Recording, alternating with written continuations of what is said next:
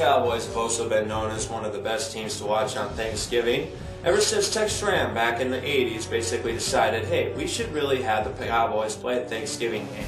And they have for the past 20 years. Well, now they're going against their all-time rival, and you know that this is the nastiest rivalry in the NFC East, the Redskins and the Cowboys, excluding the Giants and the Eagles. But that's a different story. Redskins and the Cowboys came in. Redskins came in 4-6. Cowboys were feeling good, 5-5. And of course, I'm probably the only one in the country that basically believes that the Cowboys are the most mediocre franchise of the last 16 years. Oh wait, they are. Even in their comebacks, they're mediocre. Let's just picture this for a second. Alright, you're down 28-13, right? You're down 28-13, 10:35 left in the fourth quarter, and you guys are just gingerly walking down the field. Okay, touchdown, 28-21.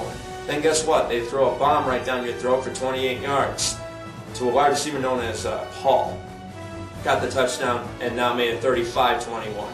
Okay, so now things are going good. Well, let's just go gingerly down the field again. And look at that, another touchdown. Well, good for the Cowboys. Yay. Then they got a field goal out of it, made it 38-28.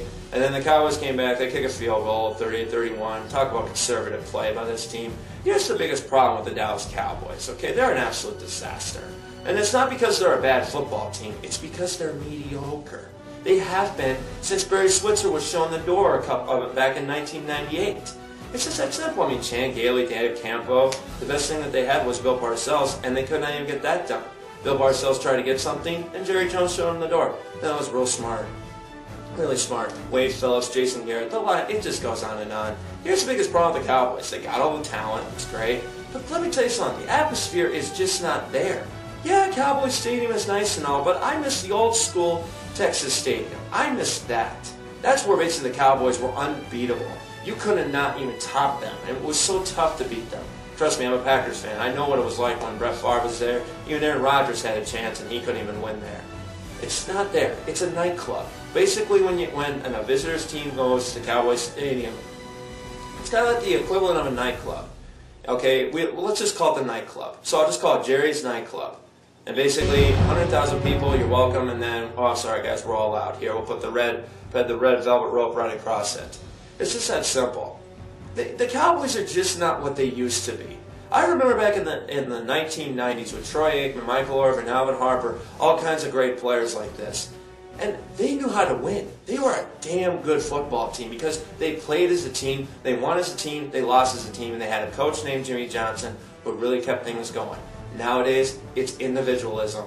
Yeah, they may look like a team, they may try to play like a team, but guess what? They're not a team. They're all a bunch of individuals. Ask Des Bryant that question. Yeah, you got 2 touchdowns, yay, but guess what? You can't come up in the clutch. You had the easiest catch ever. Seriously, any wide receiver, excluding the Cleveland Browns, could have made this catch in the fourth quarter. You were back by the end zone. You had the catch right there in the middle. All you had to do was make it. And you dropped it. How am I supposed to have trust in a wide receiver like Des Bryant if he can't get the job done?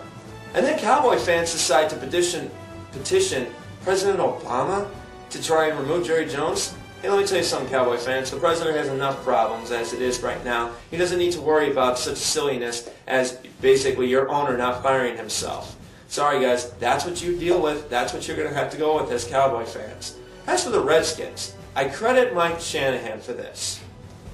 Started out 3-5. They've won 2 straight. They're 5-6. They're actually playing pretty good ball. Their defense is an absolute disaster, though.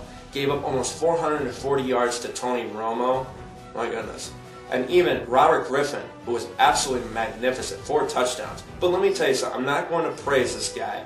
Okay, I'm not going to call him the next great quarterback of all time or anything. I'm going to say he's having a great rookie season. Because guess what? Here's the difference between him and Cam Newton. He's the anti-Cam Newton. His 2 family members were both military. He was born in Japan, so he already learned the maturity of becoming a leader early on, and he really starts to show it. He doesn't even look like a rookie. He looks like a veteran. I'm just saying. I mean, just from that way. I mean, I know he still has some issues to deal with on the field, but off the field, he's pretty much legit as a leader, and he's going to do great things for that team. Right now, that defense is a disaster. They have to work on it. They can't keep giving them yardage like that, and that might cost them a chance at the playoffs. But hey, don't blame Mike Shanahan on this. Blame Jim Haslett. The final score at Cowboys Stadium, or as I like to call it, Jerry's Nightclub, 38-31.